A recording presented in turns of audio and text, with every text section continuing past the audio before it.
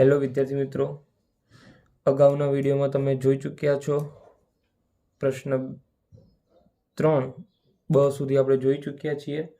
આજે પ્રશ્ન 3 ક સમજવાનો છે। એની પહેલાં જો તમને અગાઉના વિડીયો સમજી ચૂક્યા હોય અને મજા આવી હોય તો ચેનલને સબસ્ક્રાઈબ કરો, લાઈક કરો અને જો તમને અંદર કોઈ પ્રશ્ન હોય તો તમે કોમેન્ટ બોક્સમાં કોમેન્ટ પણ કરી શકો છો અને તમારા આજુબાજુમાં રહેતા વિદ્યાર્થીને પણ તમે આપણી સાથે જોડી શકો છો।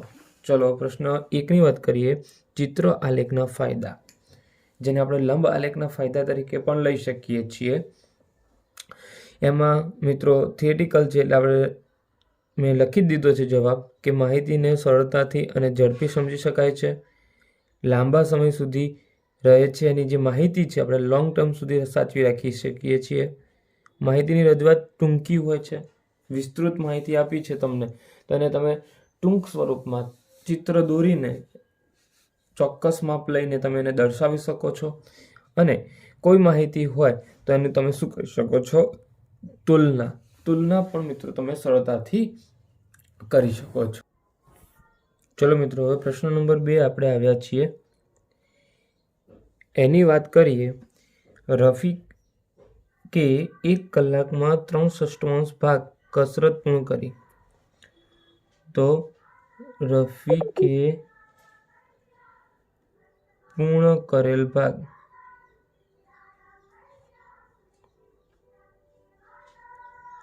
કેટલો છે? 3/6। રોહિતે 1 કલાકના 3/4 ભાગ કસરત પૂર્ણ કરી, તો રોહિતે પૂર્ણ કરેલ ભાગ કેટલો છે મિત્રો? 3/4। તો કોણે લાંબા સમય સુધી કસરત કરી કહેવાય? હવે રફીકે 3/6, રોહિતે 3/4, તો પહેલાં શું લેવું પડે મિત્રો? બંનેનો આપણે લસા લેવો પડશે, જે લસા બરાબર કેટલો આવશે? 12। તમને બધાને આવડતો જ હશે। જો ના આવડતો હોય તો મિત્રો આપણે સમજાવું છું, પહેલી વખત છે એટલે 6 અને 4 લસા લેવા માટે સૌપ્રથમ આપણે અવિભાજ્ય સંખ્યા 2 વડે ભાગ ચલાવશું। 3 દુ 6, 2 દુ 4, 3 દુ 6, 2 દુ 4, હજી 2 વડે ભાગ ચાલે છે આને, 2 એકા 2, પરંતુ 3 ને ભાગ ન ચાલતો હોય તો એની સંખ્યા ક્યાં મૂકી દેવાની?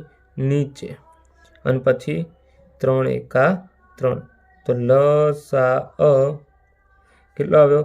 2 ગુણ્યા 2 ગુણ્યા 3, 3 દુ 6 દુ 12। તો આ રીતે આપણને લસા મળશે। હવે વાત કરીએ મિત્રો, તો બંનેના પેલા છેદ શું કરી દો? સમાન કરી દો।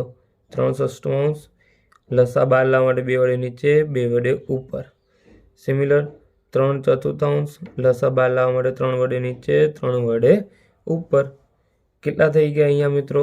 6 દુ 12 અને અહીંયા 3 દુ 6, અહીંયા નીચે 4 તરી 12 અને 3 તરી 9। તમે જોઈ શકો છો કોણ વધારે છે? તો જે રોહિતનો જે સમય છે એમાં અંશમાં, કારણ કે છેદ તો કેવો કરી નાખ્યો? સમાન, તો અંશ જોવાનો। અંશ કોણ વધારે છે? 9 રોહિતના। તો આપણને પ્રશ્ન શું પૂછ્યો હતો? તો કે કોણે લાંબા સમય સુધી કસરત કરી? તો આપણને અહીંયા માલુમ પડી જ જાય છે કે રોહિતે લાંબા સમય સુધી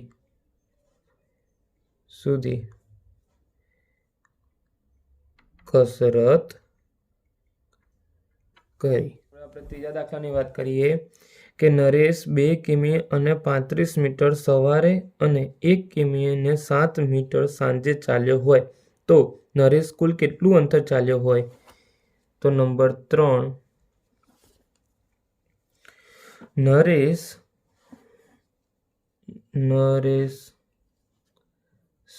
નરેશે સવારે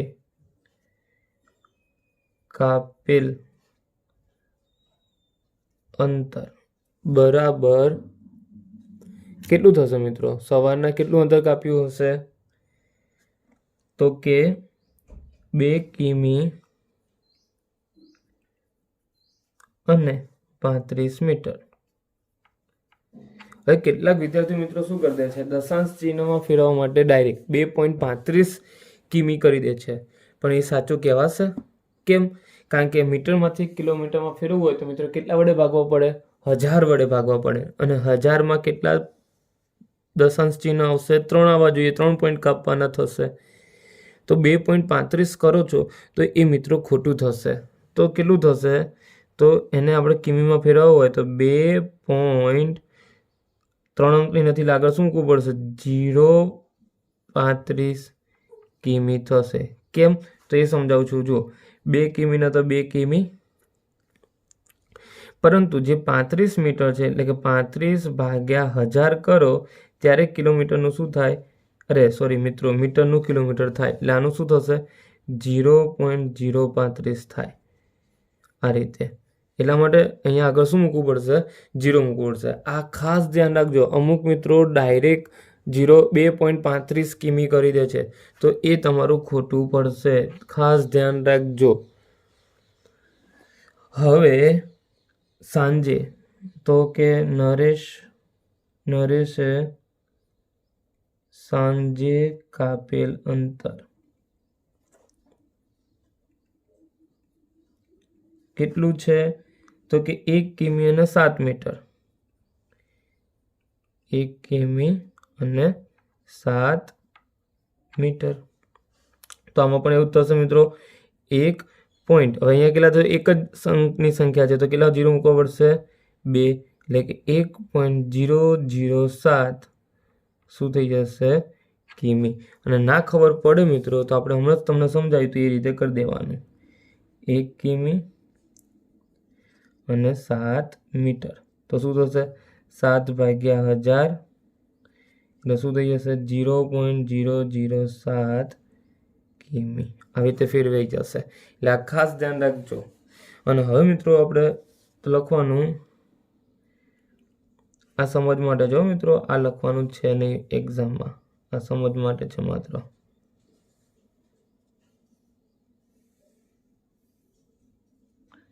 અને એક્ઝામમાં જો તમારે લખવું હોય તો મિત્રો ડાયરેક્ટ ત્યાંથી જ લખવું પડશે. આવી રીતે નીચે લખી શકાય નહીં. આ સમજ માટે છે. તો લખવાનું નરેશભાઈ ભાઈ તો આપેલું નથી ને, ખાલી નરેશે દિવસમાં કાપેલ કુલ અંતર બરાબર 2.035 વત્તા 1.007. બંનેનો શું કરી દેવાનો? સરવાળો. 7 ને 5 12, વધી પડી 1, 3 ને 1 4, 0 ના 0, દશાંશ ચિહ્ન અને દશાંશ ચિહ્ન, અને 2 ને 1 3 કિમી. તો કેટલું ચાલ્યા હોય? એક દિવસમાં 3.042 કિમી ચાલ્યા હોય. તો આમ નરેશભાઈ અથવા નરેશ દિવસનું 3 કિમી અને 42 મીટર ચાલ્યા હોય. ચલો મિત્રો, હવે ક્વેશ્ચન નંબર 4ની વાત કરીએ. તો 400 મીટર લંબાઈ અને 300 મીટર પહોળાઈના ખેતરને ખેડવાનો ખર્ચ દર 10 ચોર મીટરના લેખે ₹6 પ્રમાણે કેટલો થાય? ખેતર કેવું છે? લંબચોરસ. શું કરવાનું છે? ખેડવાનું છે. હવે મિત્રો લંબચોરસ ખેતર છે અને જો એને ખેડવાનું હોય તો આપણે એનું તમામ એરિયા લેવો પડે. એટલે શું શોધવું પડે? ક્ષેત્રફળ શોધવું પડે. તો લંબચોરસ ખેતરની લંબાઈ આપણને 400 મીટર આપી છે અને પહોળાઈ 300 મીટર આપી છે. સૌ પ્રથમ આપણે શું શોધશું? તો કે ભાઈ લંબચોરસ ખેતરનું ક્ષેત્રફળ બરાબર શું થશે? લંબાઈ ગુણ્યા પહોળાઈ. હવે લંબાઈ કેટલી હતી? 400. પહોળાઈ કેટલી છે? 300. તો કેટલું થશે? 4 તરી 12 અને 2 અહીંયા 2 અહીંયા, એટલે ટોટલ કેટલી 4 શૂન્ય લગાવવાની રહેશે. એટલે કેટલું થયું? 1,20,000 ચોર મીટર.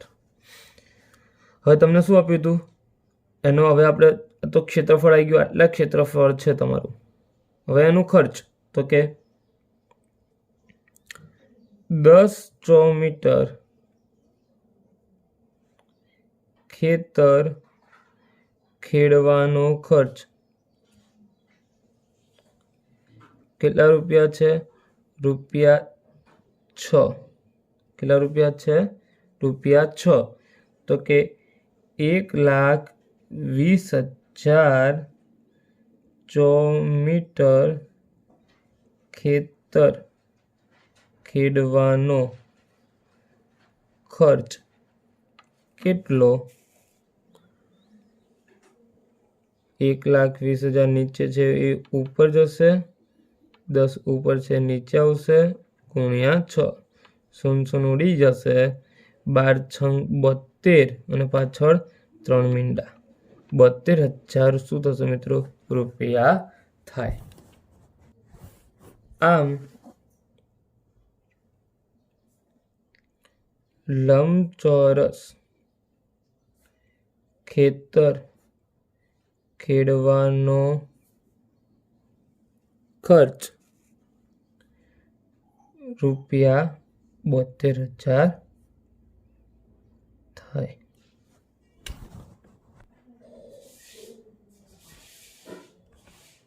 ચલો વિદ્યાર્થી મિત્રો, હવે દાખલા નંબર 6 ની વાત કરીએ. તો એક વર્ગમાં 20 છોકરીઓ, તો કે છોકરીઓની સંખ્યા કેટલી થશે? 20. 15 છોકરાઓ, તો કે છોકરાઓની સંખ્યા કેટલી છે? 15.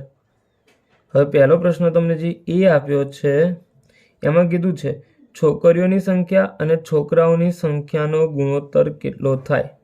તો કે છોકરીઓની સંખ્યા અને છોકરાઓની સંખ્યાનો શું ગુણોત્તર? હવે જ્યારે આપણે ગુણોત્તર શોધીએ છીએ તો પ્રથમ સંખ્યા કોની હતી? છોકરીઓની. એ ક્યાં લખવાની? અંશમાં. બીજી કઈ હતી? છોકરાઓ. એ ક્યાં લખવાની? છેદમાં. હવે ભાગ પાડી દેવાના. 20 ભાગ શું પડશે? 2 દુ 4 પંચા 20. 15 શું ભાગ પડશે? 3 પચા 15. 5 5 ઉડી જશે, ઉપર 2 દુ 4, નીચે કેટલા વધશે? 3. એટલે શું થશે? 4/3. એ તમારો પહેલો શું થઈ જશે? જવાબ. હવે આવશે મિત્રો બી. બીમાં કીધું છે છોકરીઓ અને વર્ગના કુલ વિદ્યાર્થીઓનો ગુણોત્તર. હવે વિદ્યાર્થીઓનો કુલ ગુણોત્તર તો પહેલા એની સંખ્યા શોધવી પડશે. તો કે વર્ગના કુલ વિદ્યાર્થીઓ કેટલા છે? તો છોકરીઓ હતી 20, છોકરાઓ હતા 15, તો ટોટલ કેટલા થઈ જશે? 30. હવે શોધાઈ ગયું. હવે એનો ગુણોત્તર શોધીએ કે છોકરીઓ અને વર્ગના કુલ વિદ્યાર્થીઓનો ગુણોત્તર. હવે ગુણોત્તર શોધવાનું હોય તો પ્રથમ જે હોય છોકરીઓ કેટલી હતી? 20. કુલ વિદ્યાર્થી કેટલા શોધ્યા? 35. પહેલી માહિતી અંશમાં, બીજી માહિતી છેદમાં. 20 ભાગ એના એ જ 2 દુ 4 પંચા 20 અને 7 પચા 35. 5 5 ઉડી ગયા, ઉપર 2 દુ 4 ને નીચે 7. તો શું આવશે મિત્રો? 4/7 તમારો શું થઈ જશે? રેશિયો. હવે વિદ્યાર્થી મિત્રો હવે વાત કરીએ પ્રશ્ન નંબર 4 અ નીચેના દાખલાઓની ગણતરી કરો. એમાં સૌપ્રથમ આપ્યો છે સરિતા 2/5 મીટર રિબિન ખરીદી અને લલિતાએ 3/4 મીટર રિબિન ખરીદી. તો બંને કુલ કેટલી લાંબી રિબિન ખરીદી? હવે કુલ આવ્યો મિત્રો બંનેનું, એટલે શું કરવો પડશે? સરવાળો કરવો પડે. તો આપણે શું કરશું? સૌપ્રથમ લખશું, અહીંયા માહિતી પહેલા આપી દઈએ. નંબર 1, સરિતાએ ખરીદેલ રિબિન બરાબર 2/5 મીટર. લલિતાએ ખરીદેલ રિબિન 3/4 મીટર. તો લખશું બંનેનું, એટલે કુલ સરવાળો કરવો પડશે. બંનેએ કુલ ખરીદેલ રિબિન બરાબર 2/5 વત્તા 3/4. હવે અપૂર્ણાંક છે મિત્રો, સરવાળો કરવો હોય તો છેદ કેવો કરવો પડે? સમાન. તો એની પહેલાં શું લેવો પડશે? લસા લેવો પડશે. અને લસા લેતા આપણે આગળ પણ શીખવાડી ચૂક્યા છીએ. પેલા 2 વડે ભગાય તો 2 વડે 2 દુ 4, ન ભગાય તો એની સંખ્યા ક્યાં લખવાની? નીચે. હજી 2 વડે ભગાય છે એટલે 2 એકા 2, 5 ના 5 નીચે, અને 5 એકા 5. તો લસા કેટલો આવ્યો? 2 ગુણ્યા 2 ગુણ્યા 5, 5 દુ 10 દુ 20. તો કે લસા બરાબર કેટલો આવ્યો મિત્રો? 20.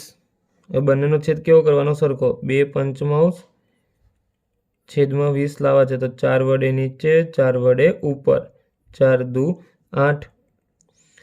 3/4 છે, છેદમાં 20 લાવવા છે, 5 વડે ગુણવા પડશે કારણ કે 4 પંચા 20. તો 5 જેટલા નીચે વડે ગુણવા એટલા ક્યાં ગુણવાના? ઉપર. 5 તરી 15. પાછું બરાબરની બરાબર નીચે. આ જે 2/5 હતું એની જગ્યાએ લખશું આપણે 8/20. 3/4 હતું એની જગ્યાએ લખશું 15/20. બંનેનો છેદ કેવો થઈ ગયો? સરખો. એટલે એક વખત 8 વત્તા 15, 23. 15 8 કેટલા થશે? 23/20. હવે આપણે આને મિશ્ર અપૂર્ણાંકમાં ફેરવું છે તો શું થશે? 23/20. 20 એકા 20, 23માંથી 20 છે તો કેટલા વધે? 3. હવે મિશ્ર અપૂર્ણાંકમાં ફેરવતા તો આવડતું જ હશે. છેદમાં 20 છે તો પેલા 20 ના 20, જે આપણને ભાગફળ મળ્યું એ 1, અને શેષ જે નીચે છે ક્યાં જશે? ઉપર. તો 1.320 મીટર બંને રિબિન ખરીદી હશે. તો લખશું આમ બંને થઈને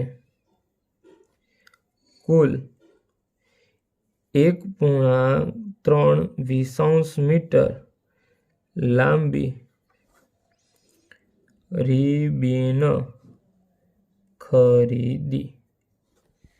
હવે વાત કરીએ મિત્રો નંબર બીજા દાખલાની. તો કે વાયરના 7/8 મીટર લાંબા ટુકડાના 2 ભાગ કરવામાં આવે છે. એમાં એક ટુકડો 1/4 મીટર લાંબો છે, તો બીજા ટુકડાની લંબાઈ કેટલા મીટર હશે? તો હવે આપણે શું કરશું? તો તમે સમજજો કે હું તમને પહેલાં આકૃતિ દોરીને સમજાવું છું. દાખલા નંબર કયો છે? બીજો. એક વાયર છે,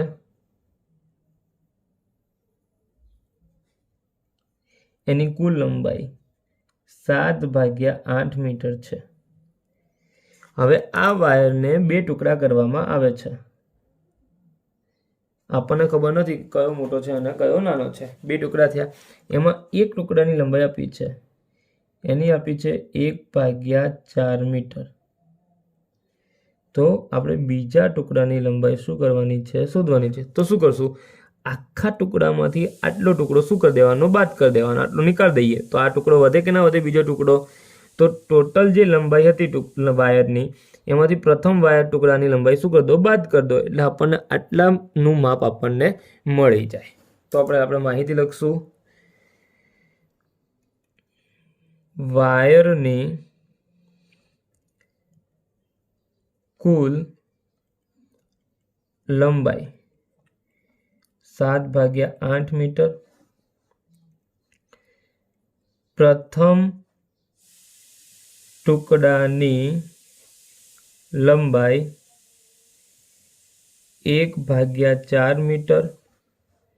તો બીજા ટુકડાની લંબાઈ બરાબર 7/8 માઇનસ 1/4. ફરીથી અપૂર્ણાંક આવ્યો મિત્રો.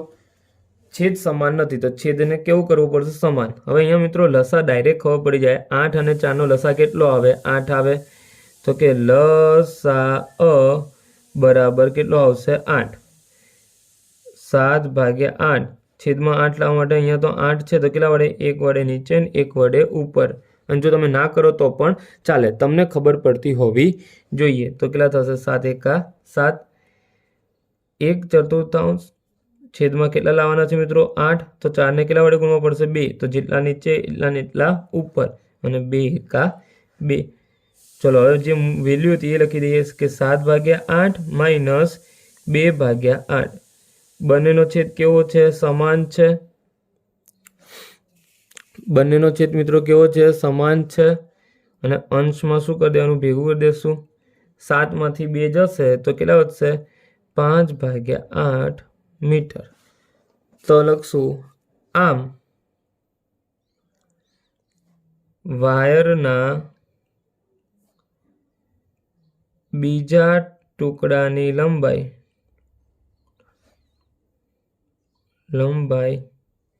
કેટલી થશે, 5/8 મીટર થાય.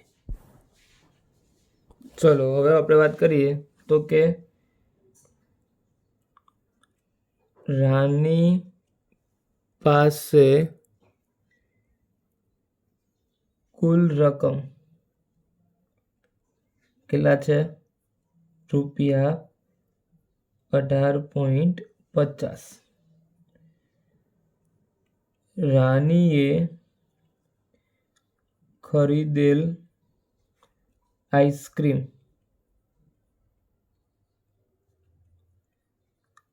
કેટલા રૂપિયાની ખરીદી, 11.75. તો લખવાનું રાની પાસે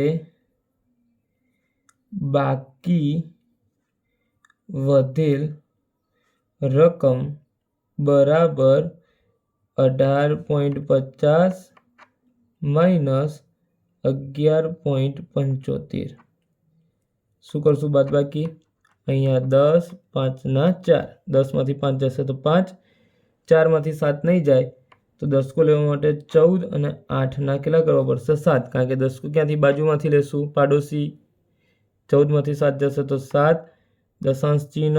7 માંથી 1 જશે તો 6 વધશે, અને 1 માંથી 1 જશે તો 0. તો આમ રાની પાસે હવે ₹6.75 બાકી રહે.